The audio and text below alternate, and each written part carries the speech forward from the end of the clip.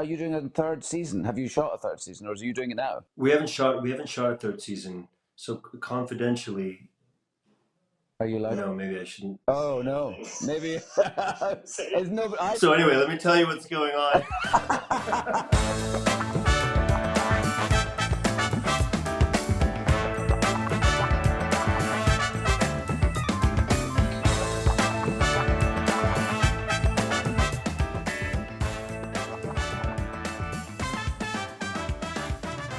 Pedro, it's a great pleasure to be speaking to you today. It's an incredible pleasure to be speaking to you. I just came directly from our set on the Kenobi series, and I'm working with so many of your crew from The Mandalorian. In fact, Deborah Chow is directing all of our series, and I know she's directed a couple of episodes of the first season.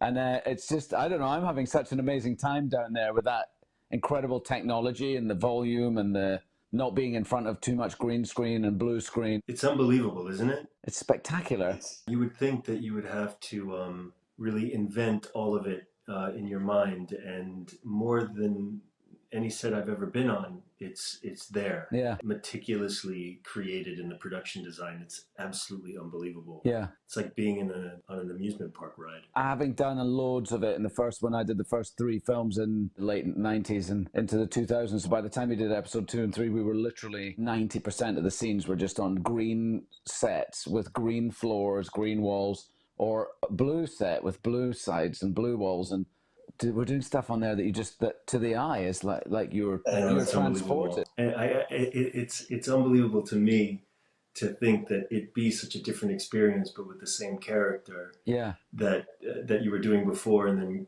coming in and doing it with all this new technology. It reminds me of old Hollywood. It's like the beginning of Hollywood. I know it's almost like when you imagine Hollywood when they had 3-sided sets all in a row and a bunch of guys with the wind-up cameras, and you would just go from one stage, if you like, to the other, one background to the other. Well, we're doing sort of the same thing, except it's just the background changes instead of the stage thing, you know? First of all, you can invent stuff, interiors or exteriors, that don't exist in the real world and put us into that environment, which is cool. Yeah.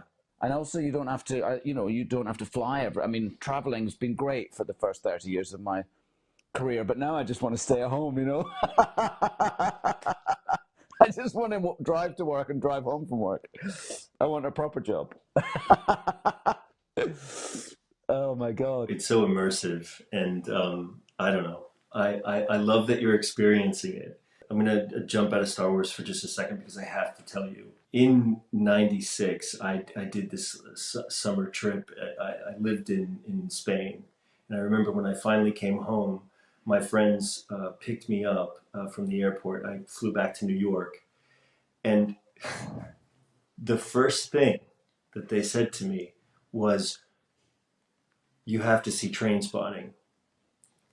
Literally the very, very first thing.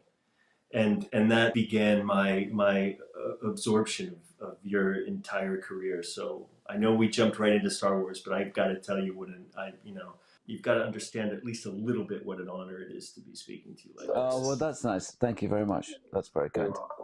28 to 45.